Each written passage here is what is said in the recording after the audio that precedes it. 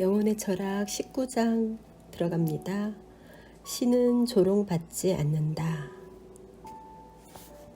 다음은 잘랄루딘 루미의 시가 인용되어 있어요. 당신은 왜 내가 그토록 많은 죄를 지었는데도 자비로운 신께서는 나를 벌주지 않으십니까? 라고 물으셨습니까? 내가 당신을 수없이 많이 때렸는데도 당신은 전혀 모르십니다. 당신은 머리부터 발끝까지 제 사슬에 묶여 있습니다. 당신의 가슴에는 녹이 쌓이고 쌓여 신성한 신비를 보지 못합니다. 완고한 사람이 악한 행위를 할 때 그는 분별력의 눈 위에 먼지를 뿌리는 것입니다. 그는 죄악에 대해 오래된 수치심이 있으며 더 이상 신을 부르지 않습니다. 그의 거울에는 먼지가 5층이나 쌓입니다. 녹슨 곳이 그의 강철을 갉아먹기 시작해서 그가 지닌 보석의 빛깔은 점점 흐려만 갑니다. 잘랄루딘 루미. 만약 자유가 있다면, 그리고 아는 의식의 최종점이자 목적인 영적 실제가 있다면 모든 삶은 일종의 지능검사와 비슷한 일이 되며 자각 수준이 높고 생명체의 잠재력이 클수록 던지는 질문이 날카로우면서도 어려워진다. 왜냐하면 베젓의 말을 이용할 경우, 여기서 월터 베젓은 영국의 경제학자, 인류학의 새로운 발견들을 사회와 국가의 발전에 적용시키려 했다고 해요. 베젓의 말을 이용할 경우 우리가 기대하는 우주에 살고 있다면 우리는 마땅히 되어야 할 존재가 될 수 없다. 보이지 않는 신의 섭리, 혼란스러운 삶, 이상야릇한 물질 세계, 한창일 때 갑자기 뚝 꺾이는 생활 등은 실제로는 공경이 아니라 도움이 되는 것들이다. 아멘. 왜냐하면 그것들 혹은 그와 비슷한 것들은 예속된 존재로 살아가는 도덕적 삶의 필수적인 조건이기 때문이다. 우리는 자유롭기 때문에 삶이 던지는 질문들에 대해서 좋게도 나쁘게도 대답할 수 있다. 나쁜 대답을 한다면 스스로를 조롱하는 일이 될 것이다. 대부분 이런 자기조롱은 미묘하고도 즉각 감지할 수 없는 형태를 띠는데, 왜냐하면 우리가 올바로 대답하지 못함으로써 우리 존재의 보다 높은 잠재력을 실현하는 것이 불가능해지기 때문이다. 자기조롱이 때로는 신체적인 수준으로 드러나서 개인뿐만 아니라 사회 전체가 재앙을 맞거나 보다 천천히 붕괴할 것이다. 올바른 대답은 영적 성장 및 숨겨진 잠재력의 점진적인 인식이라는 1차적인 보상을 받으며 2차적으로는 나머지 사람들 모두를 현실화된 신의 날에 초대하는 보상을 받는다. 카르마는 존재하지만 거기에 해당되는 행위와 보상은 초기 불교도들이나 히브리 저자들이 그래야만 한다고 순진하게 상상한 것처럼 항상 분명하면서도 물질적인 모습으로 나타나지는 않는다. 부유하게 살고 있는 나쁜 사람은 자신이 알지 못하는 사이에 내면적으로는 녹슬고 어두워져 보식되는 반면, 고난을 겪고 있는 착한 사람은 그 보상으로 영적 성장의 과정에 있을 수 있다. 신은 조롱받지 않는다.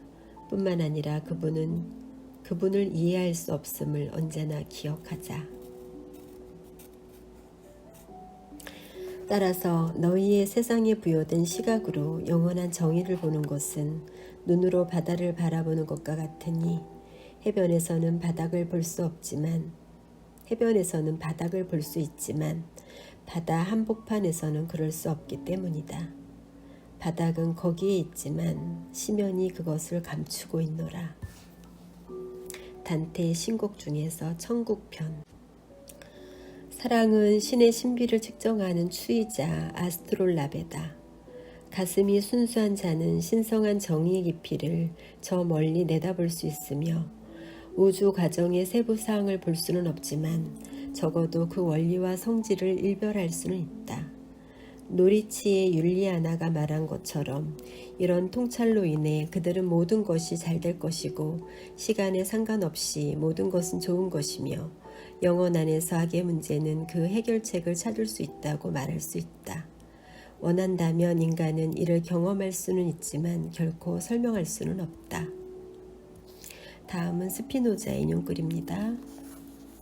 당신은 인간이 본성상 필요해서 죄를 저지르는 경우 용서할 수 있다고 주장한다. 그러나 당신은 이런 사실로부터 무엇을 추론할 수 있는지는 설명하지 못한다. 그들에 대한 분노가 자람에도 불구하고 신께서 참고 계신 것일까? 혹은 그들은 신에 대한 암과 사랑 속에 존재하는 행운을 받을 만한 가치가 있는 것일까? 당신이 전자라고 말한다면 신께서는 화를 내지 않으시고 모든 것은 그의 명령으로 일어난다는 것에 나도 동의한다. 그러나 나는 이런 이유로 모든 사람들이 행복해야만 한다는 점은 부정한다. 분명 인간은 용서받을 수 있으며 그럼에도 불구하고 행복을 놓쳐 수많은 방식으로 괴로움을 겪는다. 말은 인간이 아니라 말이기 때문에 용서받을 수 있다. 그러나 사람이 아니라 말이어야 한다. 개에게 물려 미쳐버린 사람은 용서받을 수 있다. 그러나 숨이 막혀 죽는 게 당연하다. 자신의 격렬한 감정을 다스릴 수 없으며 법을 존중하여 이것들을 자제할 수 없는 사람은 그 사람의 취약함으로 인해 용서받을 수는 있지만 영과 신에 대한 암 및 사랑과 이루는 조화를 즐길 수는 없다. 또한 그는 필연적으로 길을 잃게 된다.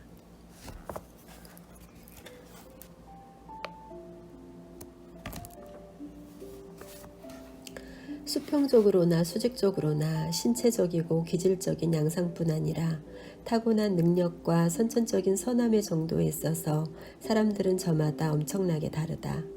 왜 그런가? 어떤 목적으로 어떤 과거의 이유로 그런 것일까? 선생님, 장님으로 태어난 사람은 그 사람이나 그 부모가 죄를 지은 탓입니까? 라는 질문에 예수께서는 이 사람도 그의 부모도 죄를 짓지 않았다. 그러나 그 사람에게서 신의 일이 드러날 것이다. 라고 대답하였다. 이와는 달리 과학자는 잘못된 유전자를 물려주었거나 피할 수도 있는 질병에 걸리게 하여 아이들을 눈멀게 만든 부모에게 책임을 돌릴 것이다. 카르마 법칙, 즉 개인과 개인들로 이루어진 집단이 그들의 행동을 통해서 그들뿐 아니라 서로에게 또 자손에게 부과하는 운명, 이 법칙에 따라 환생을 믿는 힌두나 불교 신자들은 다른 대답을 하면서 맹인은 전생에 그가 행한 바에 따라 실명을 물려받을 부모를 선택하게끔 예정되었다고 말한다. 이 세 가지 대답은 서로 상반되지 않는다. 부모는 유전과 양육을 통해 어린아이를 눈멀게 한 책임이 있다. 어린아이로 육화된 영혼이나 성격의 과거 행동으로 인해 특정한 부모를 선택할 수밖에 없었을 수 있다. 물질적이면서 유효한 원인과 함께 최종적인 원인, 앞에서 목적론적으로 끌어당기는 원인이 존재한다. 목적론적인 이런 당김은 유한한 마음이 미래라고 간주할 수밖에 없는 시간을 초월해서 현재에 작용하고 있는 사물의 신성한 근본 바탕에서 오는 인력이다. 인간은 죄를 짓고 그의 부모들도 죄를 지었지만 신의 일은 모든 살아있는 존재 속에서 현시되어야만 하고 마침내 피조물이 신과 결합하는 암, 내가 아니라 내 안에 신이라는 상태가 완벽하고 완전하게 드러나도록 스스로 조율할 때까지 영혼의 무한한 인내심으로 반복해서 현시되어야만 한다. 힌두교인들에 따르면 카르마는 무지와 동일한 범주에 있으며 무지를 결코 몰아내지 못한다. 빛만이 어둠을 몰아내듯이 암만이 무지를 쫓아낸다. 다른 말로 표현하면 인과 가정은 시간 속에서 일어나므로 시간으로부터의 해방이라는 결과를 낳을 수 없다. 그런 해방은 영원히 시간적 영역에 개입한 결과로서만 성취될 수 있다. 그리고 개인의 의지가 자기 부정이라는 창조적인 행위를 하고 그럼으로써 영원히 흘러 들어올 수 있는 빈 공간을 만들지 않는다면 영원은 개입할 수 없다. 시간 속에서의 인과 가정이 그 자체로 시간으로부터의 해방을 가져온다고 생각하는 것은 공기가 빠져나가지 않은 공간에 물이 들어올 것이라고 상상하는 것과 같다. 기도와 행위 간의 올바른 관계는 행위가 중심이 되고 기도는 그것을 돕는 관계가 아니라 기도가 중심이 되고 행위는 그것을 검증하는 데 있다. 인간 삶의 목표와 목적은 신과 결합하는 삶에 있다. 그런 목표에 도달하는 데 있어 없어서는 안 될 수단으로 올바른 행위를 꼽을 수 있으며 성취된 미덕의 정도와 종류를 통해서 해방을 주는 삶의 정도를 측정할 수 있고 그 질도 평가할 수 있다. 한마디로 표현하면 나무는 그 결실을 통해서 알 수 있다. 신은 조롱받지 않는다. 종교적 신념과 수행은 분명 주어진 사회의 행동을 결정하는 유일한 요인들이 아니다. 그러나 그것들은 결정적 요인에 속한다는 것 또한 확실하다. 한 국가의 총행위는 적어도 어느 정도까지는 그 내부에 만연하고 있는 종교를 위한 테스트이자 그 종교의 교리적 타당성과 사람들을 인간 존재의 목적으로 진보하게끔 돕는 데 있어 실제적인 효율성을 정당하게 판단할 수 있는 하나의 증거가 된다. 과거 그리스도교 국가들은 자신들의 신앙의 이름으로 박해를 가했고 종교 전쟁을 일으켰으며 무신론자와 이도교들에 대항해서 십자군 파견을 감행하였다. 오늘날 그들은 명목상으로만 그리스도교인으로 남아있으며 그들이 고백한 유일한 종교는 국수주의, 국가 숭배, 지도자 숭배, 혁명론과 같은 편협한 우상 숭배이다. 역사적 그리스도 정신이라는 이런 열매로부터 나무의 성질에 관해 어떤 추론을 할 수 있을까? 12장 시간과 영원 단락에서 이미 이런 질문에 대답을 했다. 그리스도교인들이 예전에는 박해자로 행동했기 때문에 이제 더 이상 그리스도교인이 될 수 없다고 한다면 그 이유는 그들의 종교로 편입된 영혼의 철학이 필연적으로 나쁜 행동으로 이끄는 잘못된 신념에 덮여 어두워졌기 때문이다. 이런 잘못된 신념들에는 한 가지 공통 요소가 있는데, 즉 시간 속에서 일어나는 사건들을 과대평가하고 영원히 지속되는 영원의 무시간적 사실을 과소평가한 점이다. 그러므로 머나먼 역사적 사건들의 구원이 최고 중요하다는 믿음은 매우 적절치 않으며 종종 혼란스러운 기록을 해석하는 데 있어 피비린내 나는 논쟁을 초래한다. 로마 제국의 몰락 후에 발달한 성직, 정치, 재정적 기구의 신성함 혹은 실제적인 신성에 대한 믿음은 그들을 통치하기 위한 지나치게 인간적인 투쟁에 비통함을 더해 주었을 뿐 아니라 교회 내에서 또 교회를 통해서 지위, 부, 권력을 쟁취하기 위해 싸웠던 사람들 중 최악의 사람들을 합리화하고 정당화하는 데 봉사했다. 이것으로 전부가 아니다. 그리스도교인들로 하여금 한때는 박해를 가하게 만들고 종교 전쟁을 치르게 했던 시간 속에서 일어나는 사건들을 똑같이 과대평가한 것이 마침내 종교에 대한 무관심으로 이끌었지만 온갖 일에도 불구하고 종교는 부분적으로는 여전히 영혼에 몰두해 있다. 그러나 자연은 텅 빈 진공을 싫어하므로 이런 무관심의 지루한 공백 속으로 정치적인 우상 숭배라는 밀물이 흘러들어왔다. 그런 우상 숭배의 실제 결과는 우리가 현재 보고 있듯이 전면적인 전쟁, 혁명, 독재였다. 한편 다음과 같은 좋은 항목들도 발견할 수 있다.